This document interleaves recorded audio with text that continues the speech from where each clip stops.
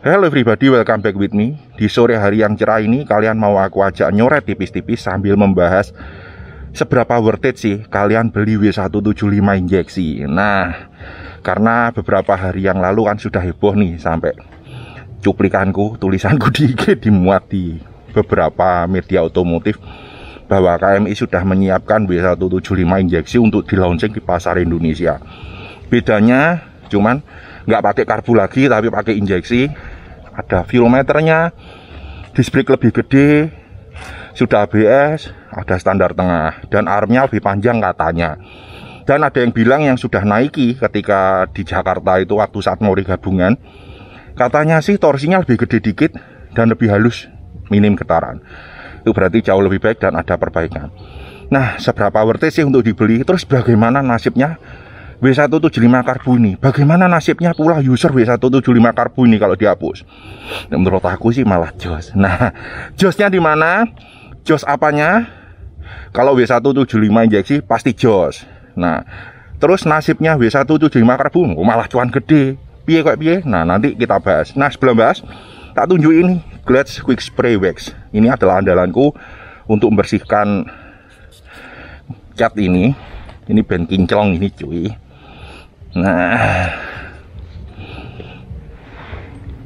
Nah kinclong toh. Wush. Andalanku ini bisa buat chrome. Nah, nanti chrome kinclong ini. Lah. Bisa untuk headlamp. Jadi all in one. Karena sebelum ini aku pakai obatnya sendiri-sendiri, untuk headlamp sendiri, chrome sendiri, untuk cat sendiri. Makan biaya banget cuy. Nah, ini murah meriah harganya. Pokoknya gak mahal, bisa langsung dicek out di keranjang kuning di akun TikTok saya. Bagi kalian yang ada di TikTok, yang ada di YouTube, silahkan meluncur ke akun TikTok saya dan order di keranjang kuning. Oke, yuk kita jalan. Cekidot.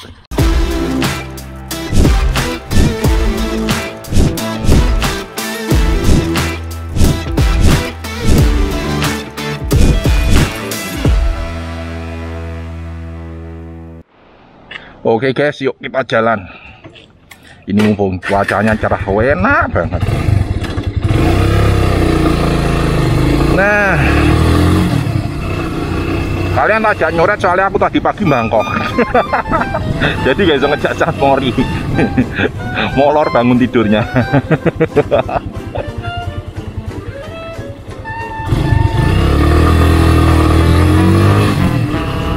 By the way, menurut kalian W175 injeksi ini worth it gak untuk dibeli? Ayo, aku mau ajak omong kalian. Kalau menurut aku, jujur aja, itu worth it. Karena selama ini, aku ini sudah kayak montir jaga gitu loh guys. Itu bener-bener doh. Karena gini, kalau dulu waktu tahun 2017, 2018, saat aku beli motor ini tahun 2018 sampai 2019, 2020 ya, itu konsumennya yang beli W175 masih kebanyakan generasi 90-an sepertiku yang terbiasa dengan motor karbu. Dan bahkan kayak aku gini kan sudah terbiasa ngopeni motor karbu zaman papaku ya. Jadi untuk aku, untuk ngopeni, untuk ngerawat W175 itu bukan hal yang sulit.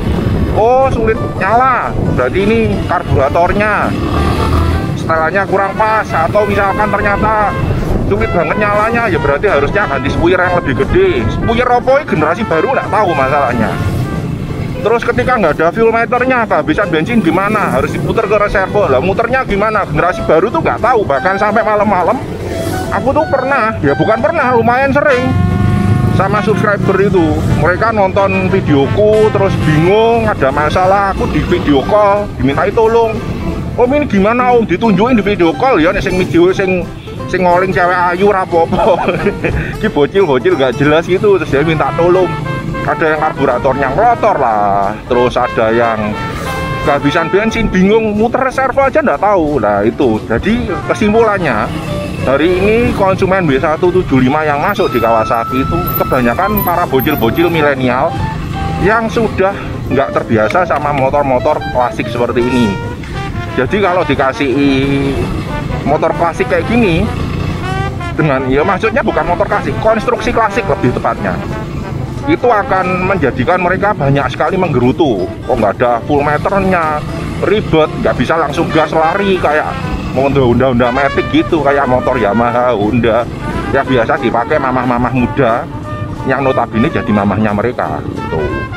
Nah, aku rasa sih kalau KMI memerlukan supaya produknya growth dan nggak sampai kalah dengan kompetitor, apalagi sekarang sudah hadir TVS Ronin itu yang harganya cuma segitu 225 cc, speknya lebih gila, itu tentu menjadi ancaman tersendiri sih bagi KMI. Jadi kalau nggak diperbarui ya bahaya juga gitu loh, harus diperbarui juga supaya produknya bisa growth. Aku yakin sih kemungkinan dengan adanya insiden yang banyak keluhan kayak gini, gimana penyakitnya kayak gini, bahkan sampai itu tak bikinkan video tersendiri tentang, silakan dicek di channel YouTube saya, berbagai macam penyakit umum B175 dan motor tua lainnya pada umumnya, berikut solusinya. Jadi ketika ada yang tanya langsung tak tunjukin, nih tonton ini dulu.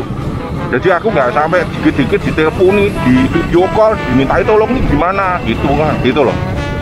Jadi dengan adanya itu menolong gitu. Nah, aku rasa dengan adanya insiden seperti ini, semakin banyak orang yang beli W175, rasanya prosentase mereka yang mengeluh, yang komplain itu juga makin banyak cuy. Nah, ini tentu jadi insiden presiden buruk lah bagi KMI gitu loh. Awareness konsumen bisa turun, motor baru kok kayak gini gitu loh. Sebenarnya bukan kayak gini, justru kalau bagi generasi 90-an kayak aku gitu, motor baru yang model klasik harus diutak-utik ini itu, justru asiknya ada di situ bagi aku gitu loh. Tapi ternyata tidak bagi generasi milenial yang baru yang notabene sekarang jadi konsumennya KMI, karena mereka kebanyakan nonton di sinetron. W175 ternyata kok bagus ya, kok keren ya, wah aku pengen jadi Dilan. Nah, pengen modelnya doang mereka ternyata, tapi tidak dengan rewelnya motor tua. Karena namanya juga karbu, mereka ada yang bensinnya motor bingung. Motor itu sebenarnya kan karena pelampungnya kotor, terus lubangnya pelampung tertutup kotoran, akhirnya kan nggak bisa nutup rapet, terus bocor kan masuk ke lubang buang itu bensinnya. Nah, itu mereka nggak tahu. Itu kan sebenarnya solusinya mudah kayak gitu, tinggal dibersihkan aja karburatornya ke bengkel, dibersihkan, disemproti ambil angin itu apa, kompresor, jos, habis itu dipasang lagi, udah selesai. Tangkinya dikuras kalau bisa, habis itu buat antisipasi selang tangki dikasih filter bensin, udah selesai. Nah, kadang tuh yang murah paling benerin 50.000, filter bensin cuma 10.000 berapa itu. Nah, tapi itu ternyata tidak diterima, tidak ditoleransi oleh generasi milenial. Mereka banyak sekali yang berikan bad komen ya. Bener motor baru kok kayak gini, motor baru kok gini, nggak sungguh, nggak cucuk ambil kerennya motor, modelnya jadul keren, tapi ternyata kayak gini. Nah itu loh, remnya belum ABS saja bagi aku justru enak, rem yang nggak ABS malah enak menurut aku. Karena kalau kita pakai rem ABS masuk jalur-jalur yang tanah off-road itu kadang kayak orang bego. Waktunya kita gas, motornya malah ngerem. Waktunya kita narik torsi, motornya menghambat sendiri untuk apa itu traksi kontrolnya itu. Jadi aku ngomong justru kurang enak lah ABS itu untuk masuk ke jalur-jalur yang off-road gitu. Makanya sekarang kan versi yang baru yang 250cc kan udah off, nggak ABS. Ya sebabnya seperti itu. Karena kalau dipakai belusuan cari-cari hidden gem sampai ke desa, ke pegunungan itu menyulitkan ABS itu. Ketika butuh torsi gede kita tarikin ternyata kadang malah menghambat. Kayak gitu cuy. Beda sama KTM Adventure 390.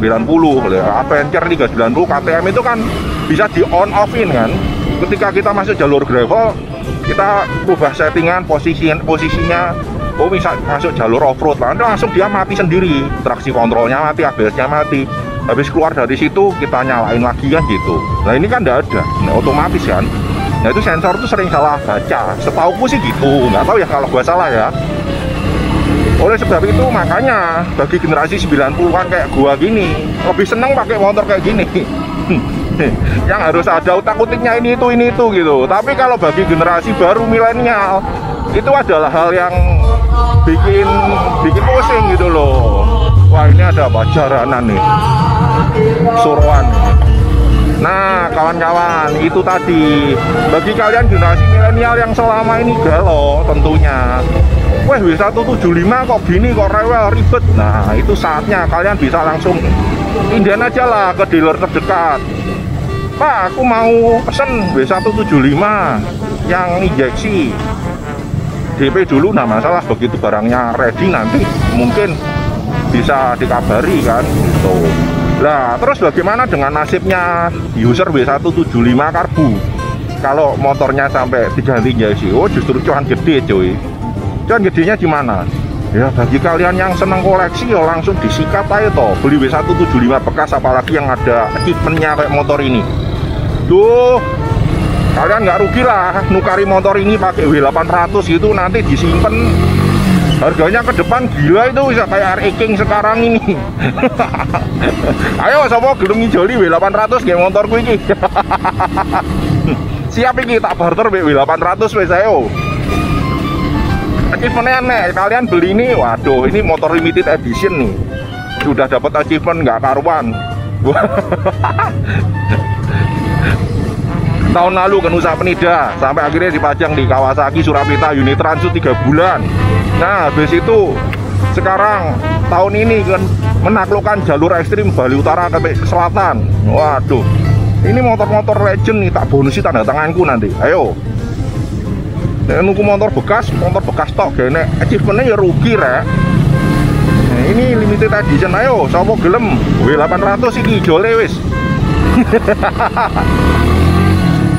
Ke depan pasti jadi barang mahal gitu loh. Bagi kalian yang suka koleksi nyimpen yang kayak gini nih malah gak rugi, malah seneng. Justru teman-teman tuh banyak yang berdoa kayak gitu, semoga aja dihapus W175 supaya motorku jadi barang langka. Kayak gitu cuy. Ayo yang gelem gak apa, ayo.